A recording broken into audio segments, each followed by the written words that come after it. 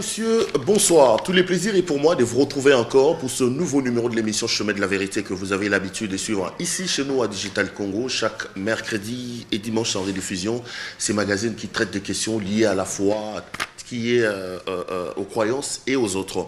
Il nous vient de très très très loin. Il travaille à Roubaix des pieds intenses, c'est là que le Seigneur l'a amené à travailler, mais il est également membre d'un réseau, d'une structure qui voudrait prêcher pour la refondation de la chrétienté, mais également le renforcement des capacités des hommes de Dieu. Aujourd'hui, on parlera d'un congrès, en anglais Congress, WBN, et on reviendra également sur une grande activité que ce congrès va organiser ici au mois de juin prochain avec le docteur Noël Wolof. Tout ça, ne vous inquiétez pas, vous aurez des explications avec notre invité. Et ce soir, nous avons le privilège de recevoir le pasteur Martin Zongo. Pasteur, bonjour. Bonjour. Merci d'avoir répondu à notre invitation. Merci. Vous habitez Roubaix en France, c'est très très très loin. Vous êtes à Kinshasa pour une grande activité. Homme de Dieu, vous fréquentez les milieux des églises, vous êtes installé à l'extérieur. Quand vous revenez, c'est quoi vos premières impressions? Vous êtes fier de l'église du Congo? Vous êtes fier de ce qui est fait dans le pays? J'ai un double sentiment, je pourrais dire. Je suis autant fier pour tout ce qui se passe ici et qui développe éventuellement non seulement les membres, mais aussi toutes les activités sociales que je trouve dans différentes églises. Mais de l'autre côté aussi, il y a un sentiment, j'appellerais pas ça de tristesse, mais c'est plutôt un sens de responsabilité qui nous amène éventuellement à croire, à arriver un jour à associer nos compétences, nos forces et nos capacités avec ceux qui font déjà un travail ici pour pousser le but de Dieu un peu plus loin. La tristesse, vous la voyez comment? Qu'est-ce qui vous rend aussi triste sur l'autre face là? Je pense que ce n'est pas une tristesse qui est simplement liée à la réalité congolaise. J'aimerais bien souligner cela pour dire simplement que l'état de l'Église sur le plan global est pareil. Donc ma tristesse est aussi justifiable quand j'arrive ici, tout comme quand j'arrive dans d'autres coins. Je voulais par ailleurs souligner un passage biblique qui parle éventuellement d'une réalité dans les corps de Christ. Ceci se voit dans le livre de Ésaïe chapitre 52, là où la parole de Dieu parle de l'aspect de Christ qui ne ressemblait pas à l'état d'un être humain. Ce livre de Ésaïe chapitre 52, verset 7 au verset 8. En fait, cette réalité renvoie à une position ou encore à la manifestation inexacte de l'Église qui devait éventuellement être différente. En fait, c'est un peu le lien que je fais pour manifester ma tristesse, non seulement dans un environnement congolais, mais c'est l'état de l'Église sur le plan global. Non, je voulais comprendre parce que je croyais plutôt que la tristesse était due à des situations sociales qu'on retrouve ici.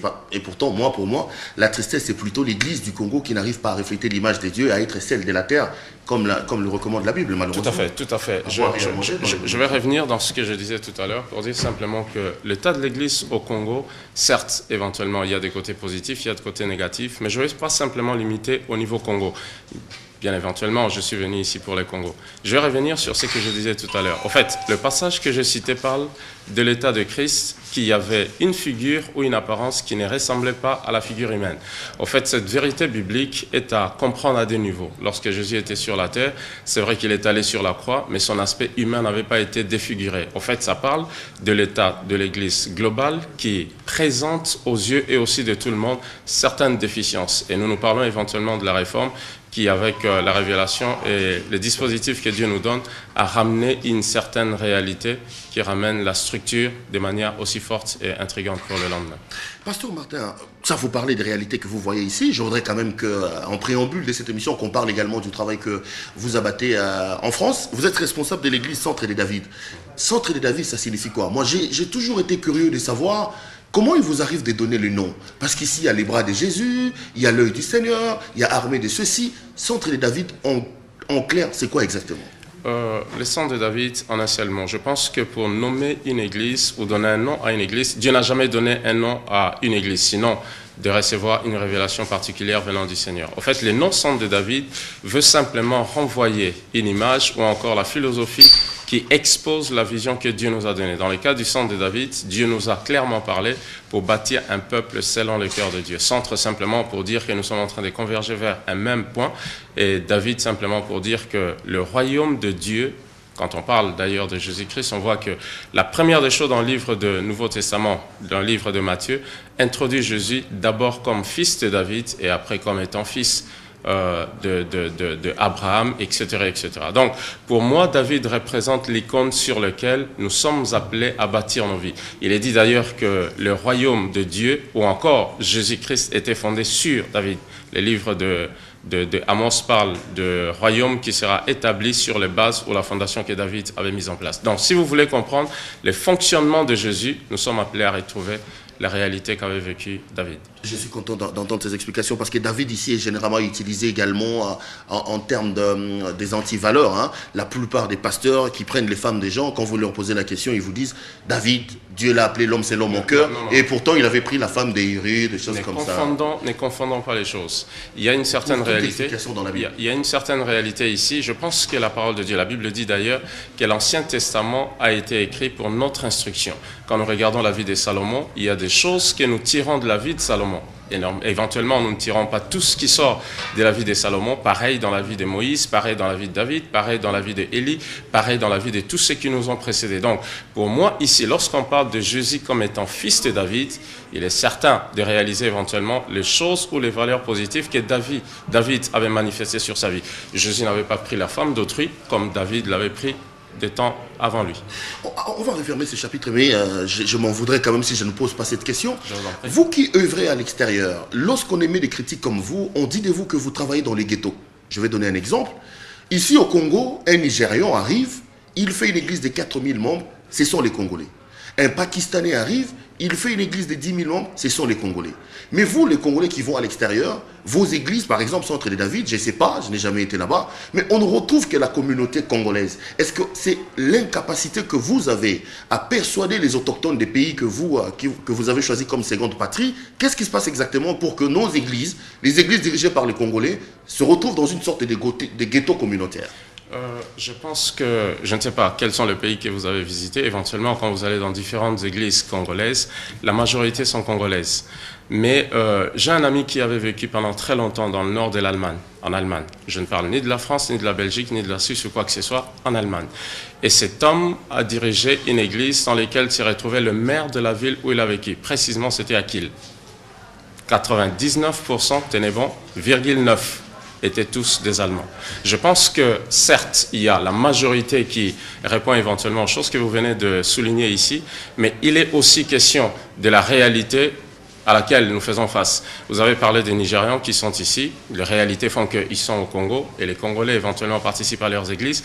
Et si vous allez en Angleterre, je connais beaucoup d'hommes de Dieu qui viennent du Ghana, qui viennent de Nigeria, qui ont aussi des églises remplies de Nigériens. Donc, il est question de la foi. Vous irez facilement dans une église américaine ici au Congo, vous verrez plus ces Américains que les Congolais. Pareil, vous irez dans une église française, tout comme il y a des écoles françaises ici. Certes, il y a des hommes qui viennent, des élèves qui viennent de différents coins, mais je pense que c'est une situation qui est d'ordre spirituel.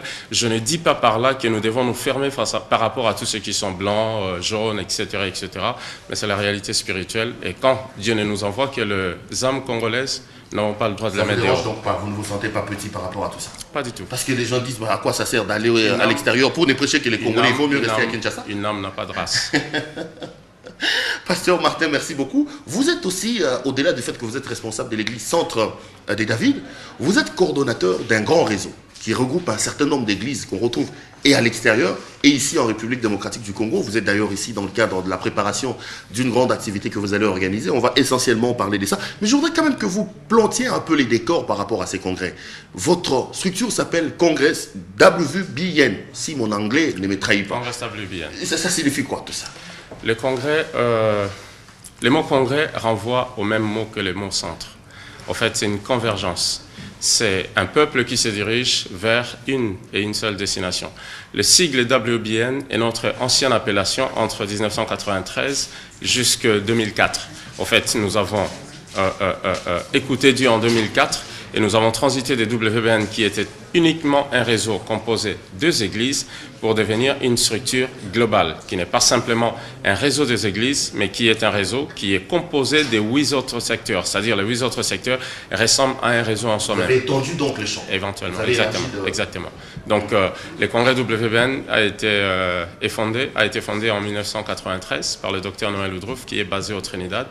Et depuis 2004, comme je le disais tout à l'heure, est devenu le congrès WBN. Et le congrès WBN qui opère dans plus de 95, si pas près des 102 pays aujourd'hui. Mais les objectifs, c'est quoi? Parce que bon, c'est bon, vous avez une église, mais à quoi ça sert d'aller adhérer à des structures comme le Congrès? Vous poursuivez quoi comme objectif? Nous poursuivons une seule chose, c'est-à-dire le développement des principes et des valeurs qui amèneront Christ à être manifeste sur la terre de manière que Dieu l'a toujours souhaité. C'est exactement ça. Mais pasteur, souffrez quand même qu'à chaque fois quand je pose des questions, que je revienne sur les réalités congolaises, parce que vous êtes au Congo. Ça ne me dérange pas du tout et je ne souffre pas. Il y en a plein les structures ici. Il y a Église des Réveils du Congo, il y a AMEC, du pasteur Mukuna, il y a NRC, de l'évêque Denis Lessi et d'autres.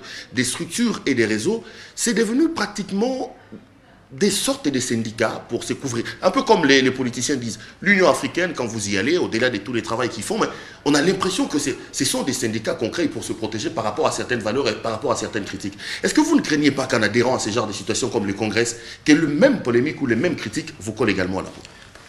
Je ne pense pas. Je respecte tout celui, homme de Dieu, femme de Dieu, qui a reçu un mandat de la part de Dieu. Nous avons reçu un mandat et c'est pour cela que je suis venu ici. Les différents hommes de Dieu qui ont reçu un mandat ont des objectifs, ils ont une vision, ils accomplissent ce que Dieu leur a appelé. Il ne faut pas oublier que nous sommes les corps de Christ. Et dans le corps de Christ, Dieu a disposé 5 dons spirituels, prophètes, évangélistes, pasteurs, docteurs, etc., etc. Et il n'y a aucune partie du corps de Christ qui soit moins importante que l'autre, ou encore moins sainte que l'autre. C'est-à-dire, dans ce qu'on appelle le corps de Christ, Dieu a suscité plusieurs hommes, plusieurs femmes, qui chacun dans son coin a reçu une part de révélation de la part de Dieu et qui cherchent éventuellement à accomplir la mission que Dieu lui a donnée. Et au final, nous tous, nous sommes en train de travailler pour le corps de Christ. Je dirais par exemple, nous avons plusieurs types de voitures. Vous avez Ford, vous avez Chevrolet, vous avez Renault, vous avez Peugeot, etc., etc. Chacun a sa spécificité, chacun éventuellement développe sa marque selon ce qu'il a acquis comme compétences technologiques. Non, mais lorsque la marque est développée au point où il manque un frein, au point où il y a des problèmes d'accélérateur et que la voiture va droit vers un mur, c'est tout à fait normal que les utilisateurs que nous sommes, nous qui vous regardons de l'extérieur, puissions émettre des vues et qu'on se plaigne. Tout à fait. Et c'est là où ça devient intéressant, j'apprécie ce que vous venez de dire. En Suisse, il y a un salon de l'automobile. Je présume que quand les différentes marques éventuellement viennent présenter leurs produits, c'est aussi une possibilité pour eux d'être au courant des différentes prouesses technologiques que le voisin de gauche ou le voisin de droite vient de découvrir. Et dans les cadres du congrès, dans les cadres, pardon, de l'école de l'église Corps de Christ, la raison pour laquelle Dieu amène différentes réalisations, conférences, ici et ça, c'est aussi pour permettre, afin qu'il y ait une plateforme où différentes personnes peuvent se croiser. Je peux apprendre de vous, tout comme vous pouvez apprendre de moi, et ainsi nous serons à mesure, avec un brin d'humilité, d'organiser, si pas de développer ce que nous avons reçu. Alors, pasteur, vous dites que le congrès a été créé par les docteurs Wolof. Je ne sais pas si... Noël Woodruff. Mon anglais, il est un peu bizarre. Mais ça fait 93 que la structure existe. En République démocratique du Congo, j'apprends que c'est à peine que vous venez d'entrer et vous commencez à assurer la visibilité. Qu'est-ce qui s'est passé? Ce n'est pas que nous venons d'entrer il y a à peine. Ça fait plus d'une dizaine d'années que nous sommes ici à Kinshasa. Dans une vraie discrétion, dans un véritable anonymat. Tout à fait. Et figurez-vous que c'était fait exprès. Le docteur Woodruff est arrivé au Congo pour la première fois par Lubumbashi. Ça date des années fin 1900, quelque chose comme ça. Il était ici, au Congo, l'année dernière. Et c'est maintenant que nous avons pensé qu'il était important qu'on puisse éventuellement faire tout ce que nous sommes en train de faire avec l'ampleur que nous l'avons donnée.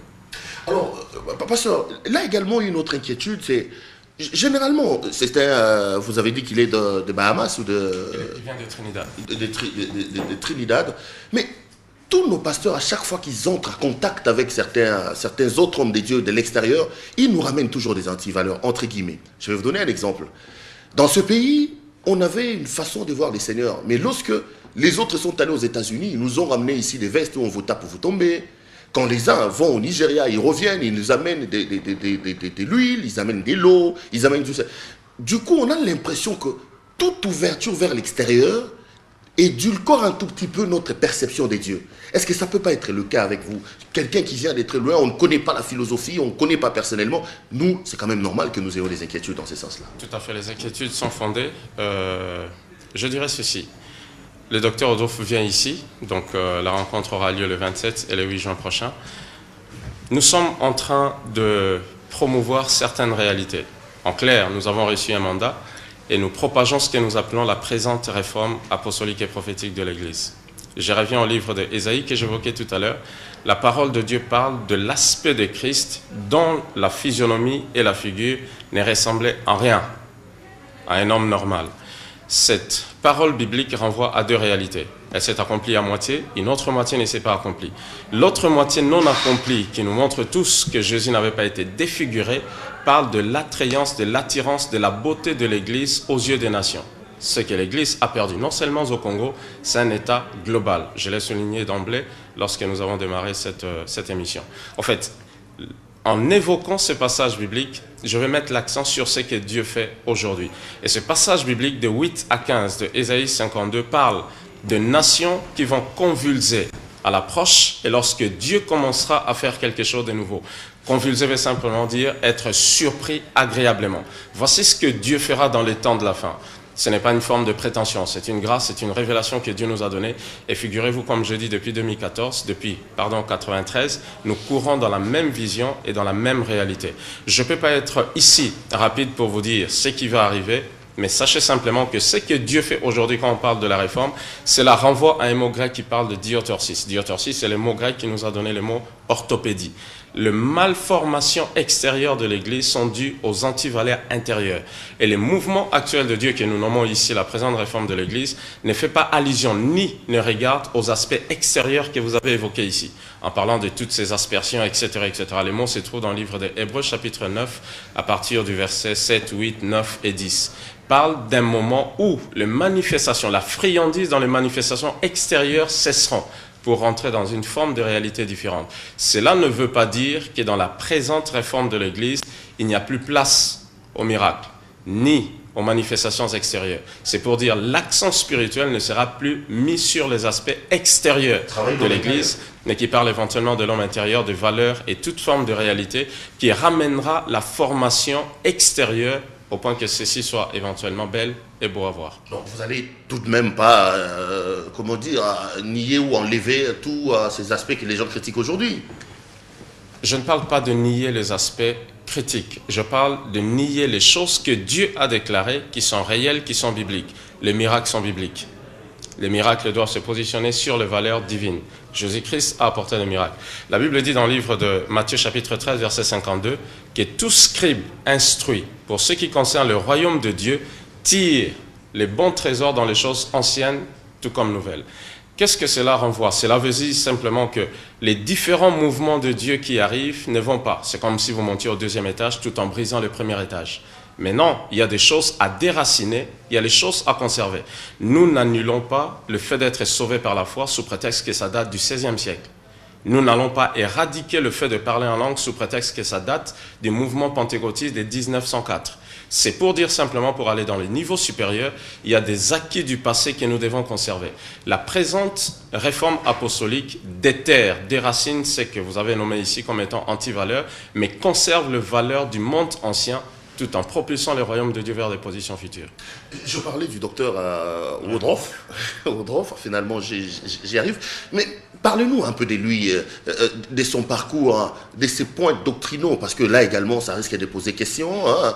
Il voit comment les choses de Dieu, il est dans quelle mouvance des choses de Dieu? Le docteur Woodruff, moi-même, ainsi que tous les autres amis, j'ai manqué de souligner que celui qui coordonne la francophonie, c'est Anaclet Bongoud, il est basé en Belgique. En fait, lorsque je parle de la présente réforme apostolique, c'est le mouvement dans lequel fonctionne et opère le docteur Noël Woodruff, qui a reçu éventuellement une vision divine pour amener l'Église du corps de Christ dans cette nouvelle direction. Pour définir l'aspect doctrinal du docteur Woodruff, je parlerai des accents qui sont mis aujourd'hui dans l'actuel mouvement. On parle éventuellement de la globalisation du royaume, on parle de la création de nouveaux systèmes de valeurs, on parle éventuellement de l'accent qui est mis sur le caractère et non pas sur les dons. Pourquoi j'insiste là-dessus? Pour simplement dire, prenons l'exemple de sacrificateur. Sur le caractère et non pas sur le don. Tout à fait. Parce qu'aujourd'hui, les gens croient que une fois que je commence à vous faire tomber, une fois que le Seigneur me donne un don, je deviens c'est d'ailleurs l'expression. Je vais mettre ça dans les contextes. Les contextes, c'est la présente réforme de l'Église. Et dans chaque mouvement de Dieu, il y a un accent particulier. Je vais revenir sur le mouvement de Martin Luther de 1500 et poussière. L'accent a été mis sur le fait que l'homme est sauvé par la foi. Il y a eu d'autres mouvements tels que le mouvement de la sainteté avec John Wesley et compagnie. L'accent a été mis sur le fait d'être sauvé par la foi, mais poursuivre sa marche spirituelle dans la sainteté. Il y a eu d'autres mouvements, les mouvements pentecôtistes, L'accent a été mis sur les parler en langue et d'autres réalités. Il y a eu d'autres mouvements en 1940 et quelques, les mouvements de l'arrière-saison. L'accent a été mis sur le fait que la congrégation peut éventuellement entrer dans l'aspect lévitique. L'accent a été mis sur l'imposition de main. L'accent a été mis sur les enseignements. Tous ces mouvements n'ont pas rejeté les acquis du mouvement passé, mais ont gardé les choses anciennes et continué à migrer vers les mouvements positifs et futurs. Nous avons eu l'autre mouvement charismatique avec les démons chakarians qui ont sorti différentes personnalités et mis en place des églises traditionnelles pour mettre en place des organisations extra-églises. Nous avons eu les mouvements prophétiques qui ne datent pas de très longtemps et par la suite les mouvements apostoliques. Maintenant, dans l'actuel mouvement de Dieu, tout comme dans les mouvements de Dieu précédents, comme je disais tout à l'heure, il y a des accents. Il y a l'aspect global, il y a la notion des alliances, il y a la création des nouveaux systèmes de valeurs, il y a l'accent qui est mis sur le fait d'aller au-delà des impositions, de l'imitation de sa propre vie personnelle pour un développement succinct. Il y a éventuellement l'aspect que j'ai évoqué en dernier lieu, l'accent mis sur les valeurs et non pas sur les manifestations extérieures. J'aimerais souligner quelque chose pour clôturer cet aspect. Lorsqu'on regarde la vie que devait mener un sacrificateur, un souverain sacrificateur devait entrer dans le lieu très saint une fois par année. Il devait être vêtu d'une certaine manière et au bout de ses vêtements, il y avait les fruits et les clochettes. Les fruits et les clochettes. On ne devait pas laisser deux clochettes se suivre, de peur que si c'est cogné, cela créait un problème et les sacrificateurs mouraient. En d'autres termes, je veux dire, le caractère est important. On doit mélanger, mixer, marier les caractères et les dons. Les dons qui manifestent la gloire de Dieu, sans caractère du royaume, posent un problème dans le royaume de Dieu. On peut paraître vivant aux yeux des hommes, mais c'en est différent dans les yeux de Dieu. Donc il est important que nous comprenions que les dons sont réels, divins et doivent être fonctionnels dans tous les âges de l'Église, mais l'accent aujourd'hui dans les mouvements actuels est mis sur les caractères et si vous y ajoutez les dons, il y a une autre réalité. Il est dit, voici les miracles qui accompagneront ceux qui auront cru en Christ. Et non pas nous allons poursuivre les miracles. Nous avons une destination qui consiste à accomplir le but de Dieu et les miracles, eux, nous suivent. Ça, c'est un appel. Hein. Regardez bien le comportement au lieu de suivre pratiquement comme des moutons des dons que le Seigneur donne quand il veut et qu'il peut même récupérer. Ça, c'est très, très important, pasteur. J'ai bien compris cela. C'était un appel qu'on a lancé à nos téléspectateurs. Je rappelle que ce soir, nous avons comme invité, messieurs, le pasteur Martin Zongo. Il est coordonnateur du congrès WBN. C'est une large structure qui regroupe un certain nombre d'églises dans le monde. Et il vient ici à Kinshasa pour parler justement de cette structure et d'une grande conférence qu'ils vont organiser. La conférence aura lieu au mois de juin, du 27 au 28. On va d'ailleurs parler également de ça. Alors, pasteur, qui est censé être membre du congrès? Qu'est-ce qu'il faut faire pour finalement adhérer à ça? Est-ce qu'il y a des critériums? Est-ce qu'il y a des raisons particulières ou un processus finalement à suivre pour adhérer à votre structure? La première des choses qui nous unit, c'est de reconnaître, pas reconnaître en signant un formulaire quelconque, c'est de comprendre, réaliser que Dieu est en train de faire quelque chose et que le même sentiment, la même réalité, la même raison sont le seul et unique chose qui éventuellement vous attire à converger vers. Il y a quelque chose dans les congrès qu'on appelle le One Year Assessment, c'est-à-dire un an d'évaluation. Si un homme, une personne éventuellement aimerait faire partie du congrès, il faut dire que le congrès n'est pas seulement un organisme qui traite avec les églises. Je disais tout à l'heure que le congrès est divisé en 8 secteurs et parmi ces secteurs, il y a le secteur d'éducation, il y a un secteur prophétique, il y a un secteur pour les affaires, il y a un secteur éventuellement qui s'occupe de tout ce qui est biblique, il y a un secteur pour les églises. Donc, quiconque aimerait converger vers ce qu'on appelle le congrès, elle est bienvenue. Ça peut être un opérateur économique, ça peut être un homme d'affaires, ça peut être un homme d'église, pas seulement un pasteur. Au fait, dans les congrès, il y a un secteur qu'on appelle le KCN. C'est justement ce secteur-là qui s'occupe de tout ce qui est église. C'est donc dans le cadre du développement du KCN que cette rencontre est en train d'être préparée. Je venais de Abidjan le week-end passé avec le docteur Audrouf. Nous avons eu des réunions pour les pasteurs et les dimanches, nous avons eu une réunion pour simplement les hommes d'affaires, les hommes politiques. Il y avait éventuellement le Premier ministre, il y avait des ambassadeurs de différents pays, il y avait des hommes d'affaires, etc., etc. Donc, c'est pour dire que les congrès, en fait, est une institution que Dieu a établi pour répondre à l'appel de Dieu. Et l'appel en question, c'est ce qui est écrit dans le livre de Matthieu chapitre 28, où Dieu est en train de dire « Allez dans toutes les nations et faites des nations le disciple ». Et le mot « nation » ici n'est pas lié à un état physique, à un gouvernement. Nous définissons, la définition que nous mettons sur le mot « nation », ce sont les institutions, parce que le monde économique est une nation, le monde politique est une nation, le monde médical est une nation, le monde des églises est une nation. Bien que nous comprenons ici, le mot nation ne se lie pas, ne renvoie pas forcément à un territoire physique. L'Église est une nation et pourtant ils n'ont pas une terre à elle. Donc, c'est pour dire que le Congrès répond à un objectif. Il répond au mandat de Dieu qui nous envoie pour baptiser les nations. Et les mots baptiser aussi retiennent notre attention parce qu'il est question de remplir les différentes nations de la philosophie biblique et divine telle que décrite dans le livre d'Ésaïe chapitre 2.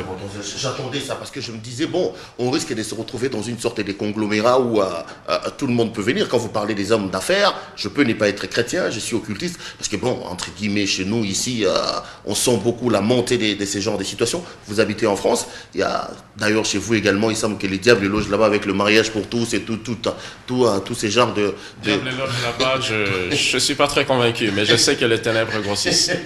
Non, nous qui vous regardons de l'extérieur, parce que bon, un Congolais d'ici ne peut quand même pas comprendre, c'est vrai que ce sont des phénomènes qu'on voit ici, que toute une institution, que tout un pays puisse légaliser le truc comme le mariage pour tous. On a beau parler français, donner des arguments scientifiques, mais naturellement, pour les Congolais, ça passe pas. C'est comme ça que j'ai dit, les diables a bien trouvé un refuge chez vous. Alors, je reviens à ma question, je disais donc, je suis content que vous évoquiez la philosophie chrétienne, parce que bon, à un moment donné, moi j'ai craigné que ça devienne pratiquement un fourre-tout. Est-ce que vous mettez également l'accent sur la chrétienté des adhérents, qu'ils soient hommes d'affaires, qu'ils soient un homme politique, mais il doit au départ, à mon avis, avoir Christ comme chapeau? Pas du tout, pas du tout. Figurez-vous que lorsqu'on parle du royaume de Dieu, le royaume de Dieu ne fait pas forcément allusion aux chrétiens. Le royaume de Dieu, il est dit, par exemple, dans le livre d'Ésaïe chapitre 2, que Dieu éventuellement élèvera l'Église comme une montagne qui deviendra le chef des montagnes, qui sera au-dessus de toutes les montagnes. Et la parole de Dieu dit encore que les nations viendront à elle et diront « Enseignez-nous vos voies ». La mission de l'Église est claire. Dans le livre de Matthieu chapitre 28, il est dit « Allez faites des nations des disciples les baptisant ». Il y a deux mots en grec qui parlent du baptême. Les mots dont il est question dans le livre de Matthieu 28, ce n'est pas baptizo, qui consiste à amener quelqu'un dans une rivière et le baptiser. C'est le mot bapto, qui veut dire prendre un concombre, le laisser pendant un certain temps dans du vinaigre pour qu'il puisse se transformer en cornichon. Lorsque Dieu dit « Allez dans les nations et baptiser », la mission de l'Église est globale, loin au-delà de l'imitation ou des murs de l'Église. L'Église a pour base la philosophie spirituelle et chrétienne. Véritablement, nous allons nous baser sur ça. Quand nous faisons des réunions pour les Kessiennes, nous invitons le pasteur ainsi que les assistants pasteurs. C'est autre chose. Lorsque nous faisons une réunion pour hommes d'affaires, nous sous-entendons qu'il est question, avec l'aide de Dieu, avec la parole de Dieu, de développer, d'exposer, de présenter les initiatives du royaume de Dieu pour le développement humain. Voici les cœurs de la présente réforme. Quelle que soit la croyance des participants, quelle que soit leur perception spirituelle et tout. Vous savez, quand vous avez un leader à la tête de l'État ou d'une institution qui n'est pas chrétien, mais qui développe son pays et qui permet dans le développement de son pays, les croyants et les non-croyants se retrouvent socialement, je pense qu'il y a quelque chose. Mais il est important que nous ne puissions pas s'aimer l'amalgame ici. Le royaume en souffre dans ce genre de situations. Là, ça me complique un peu quand même. Je vais clarifier. Je comprends que vous soyez compliqué, que cela vous complique. La réalité, celle-ci. Le royaume de Dieu étend ses valeurs sur la terre entière. Figurez-vous que Dieu n'est pas seulement concerné au Congo, ou encore à certains pays qui ont exposer leurs croyances comme étant chrétiennes ou qui s'épanchent vers la chrétienté. Dieu qui est au ciel est autant concerné à l'Arabie Saoudite, spirituellement tout comme physiquement. Dieu qui est au ciel, qui a créé l'Indien, qui a créé l'Afghanistan, qui a créé l'Iran, est aussi concerné. Nous parlons du royaume de Dieu qui n'exclut pas le fait de ramener les gens à croire en Christ. Il est important de comprendre que le royaume de Dieu avance. Daniel a fonctionné dans un environnement où son chef numéro 1 était un profond sataniste. Joseph a fonctionné dans un environnement où son chef numéro 1 était un profond sataniste. Ça, c'est une philosophie liberticide qu'on n'a pas l'habitude d'entendre ici. Elle n'est pas du tout. Non. Laisse-moi avancer dans la direction. Il est très important parce que rester en cours de chemin semblerait prêter à confusion. La réalité est simple. Le congrès WBN est subdivisé en 8 secteurs. Parmi les 8 secteurs, il y a un secteur qui opère et qui fonctionne pour le développement des communautés des églises qu'on appelle le KCN. Au même moment, les congrès WBN répondent à un mandat divin qui a dit « Allez dans les nations, baptisez les nations et les ramenant à Christ. » Les ramenant dans le royaume de Dieu. Cette réalité nous fait dire que nous sommes appelés à parler non seulement aux chrétiens, nous sommes aussi appelés à parler à ces personnes que tu as ici soulignées comme étant les satanistes. Mais la réalité derrière, la philosophie derrière, la mentalité derrière, la doctrine derrière, tout ce que nous faisons est biblique. Et nous amenons éventuellement l'impact du royaume de Dieu dans tous les systèmes. Dieu a dit, allez et baptisez le nation. Dieu ne se limite pas à une réalité. J'ai cité ici les livres d'Ésaïe qui dit, la montagne de la maison de l'Éternel se situera au-dessus des montagnes pour provoquer une chose, que les nations tournent vers elle et disent, enseignez-nous vos voies. Qu'est-ce que vous comprenez par enseignez-nous vos voies? Ça peut converger à ce que vous appelez amener les gens à Christ. Pasteur, je voudrais peut-être aussi refermer également ce dossier, mais je me sens quand même dans l'obligation de faire ces constats. On vous sent pointillé, on vous sent, comment dire, pieux quand vous parlez. Ça relance à moi l'idée qui dit que, bon, faites attention à ce genre de situations, surtout avec un discours comme celui-ci, heureusement que vous l'avez précisé par la fin. Je vous vois être combattu par nous qui voyons Dieu dans son état brut. C'est-à-dire la conception de Dieu dans ce pays est loin de ces genres de valeurs où les gens doivent s'étendre. Nous avons un Dieu exclusiviste et les autres sont dans l'autre côté, ils sont des diables. Mais je vous sens plutôt du genre bling-bling, un Dieu modernisé, un Dieu iPad qui comprendrait même certains occultistes et certaines personnes. Je dirais oui et non. Il y a deux réalités ici que je voulais éventuellement clarifier. D'une part, j'ai évoqué la présente réforme apostolique et prophétique. Et chaque mot a sa signification. Je vais simplement parler de l'apostolique. Les apôtres sont appelés dans le livre de 1 Corinthiens 3,16 comme étant de sages architectes. Il y a deux courants des compétences dans la dimension apostolique. Quand je parle de l'apostolat, je ne parle pas de voyager beaucoup, je ne parle pas d'avoir plusieurs églises, je parle d'une dimension divine que Dieu a accordée à un homme. Lorsqu'on parle de sage architecte, il y a deux composantes dans tout apôtre. On n'est pas apôtre parce qu'on voyage beaucoup, parce que l'apôtre Philippe n'a jamais voyagé, il n'a jamais quitté la ville de Jérusalem et par conséquent, il n'a jamais fait une église. Donc, ce n'est pas parce qu'on a plusieurs... qui n'ont pas voyagé souffrent d'un certain complexe. Il ose ouvrir la bouche, on lui pose la question, tu as combien d'églises? Tu as implanté où? Ça ne devait pas l'être. Ça devait pas l'être. C'est l'ignorance. Et lorsque nous parlons de l'apostolat, comme je disais tout à l'heure, on parle de deux courants de compétences. Toute grâce et dimension apostolique venant de Dieu a une composante appelée la sagesse et la deuxième composante appelée la dimension architecturale. Lorsque nous parlons de l'architecture, nous parlons de la capacité de voir la maquette de ce qu'il y a dans le cœur et dans la pensée de Dieu. C'est pourquoi l'apôtre Paul disait constamment dans ses prières que Dieu nous donne accès à sa pensée. Et ces deux réalités amènent à ce que vous avez évoqué ici en parlant du pointilleux. Pointilleux, pourquoi? Ça renvoie à une forme de précision. Et c'est ce qui ramène aujourd'hui la présente réforme apostolique et prophétique dont j'ai évoqué. Donc, il est question simplement de voir, de lire la parole de Dieu sous un autre angle. Il faut aussi comprendre que toute la Bible, de Genèse à Apocalypse, ont été écrites, soit avec la dimension prophétique, soit avec la dimension apostolique. À l'exception, pas à l'exception, il y a deux personnes qui n'avaient pas été des apôtres, si pas un, c'est le livre de Actes des Apôtres écrit par Luc, ainsi que le livre de Luc qui a été écrit par Luc qui était médecin. Mais nous voyons même dans ce cas, l'homme a fonctionné sous la couverture de la grâce et de la dimension apostolique. Donc, je suis d'accord lorsque vous parlez de tout ce qui est pointilleux, mais là où je ne suis pas d'accord lorsque vous parlez du fait d'être modernisé, qui soit à l'encontre de cette réalité spirituelle et soit associé à tout ce qui est occultisme. Je dis non pour la simple raison qu'il y a eu trop d'amalgame et de confusion. Dans la chrétienté, il n'y a que blanc et noir. Il n'y a rien entre deux. Entre nous, on peut dire qu'il n'y a rien, mais il y a l'air, il y a l'oxygène et tout ce que vous voulez. Donc, la technologie est neutre. Il ne faut pas que nous puissions faire la confusion ou l'amalgame. Mais nous savons aussi que la technologie amène son lot de bien, amène aussi son lot des choses qui ne sont pas bien. Donc, je ne pense pas que le fait d'être pointilleux, technologiquement parlant, renvoie forcément à ce qui est qui peut être associé à tout ce qui est occultiste. Non, je comprends les explications. Je voudrais d'ailleurs enchérir dans la question parce que bon, pointilleux non seulement sur le plan technologique, mais sur le plan même de la forme, dans la présentation. On sent qu'on est en face de quelqu'un qui doit avoir été théologie à gauche, théologie à droite. Je connais les mentalités ici chez nous. On dira, bon, Dieu c'est pas dans des livres, Dieu c'est pas dans des discours, Dieu plutôt c'est pas dans le français, mais Dieu c'est dans les vécus. Et vous risquez vraiment, avec une telle démarche, d'avoir les portes complètement bloquées et ne pas avoir beaucoup d'adhérents. C'est ça mon inquiétude en fait. Je reviens sur la même chose que j'ai dit tout à l'heure. La présente réforme met l'accent sur les valeurs et non pas sur la manifestation extérieure. Vous avez évoqué un point, c'est depuis longtemps que la structure Congrès WBN existe, c'est seulement maintenant que vous apparaissez devant le grand public. J'ai répondu en disant que c'est fait exprès, justement pour dire, nous avons marché avec Dieu, nous avons avancé, progressé, prospéré avec le Seigneur pour aujourd'hui éventuellement exposer les faits. Tout ce qui est exposé ici ne fait pas allusion au savoir intellectuel. Il faut aussi dire que notre Dieu est sage. La Bible dit que l'Église doit démontrer la sagesse infiniment variée de Dieu. En fait, nous ne voyons pas infiniment variée. Ça renvoie à l'image d'un diamant qui est multifacette. C'est comme ça que Dieu est.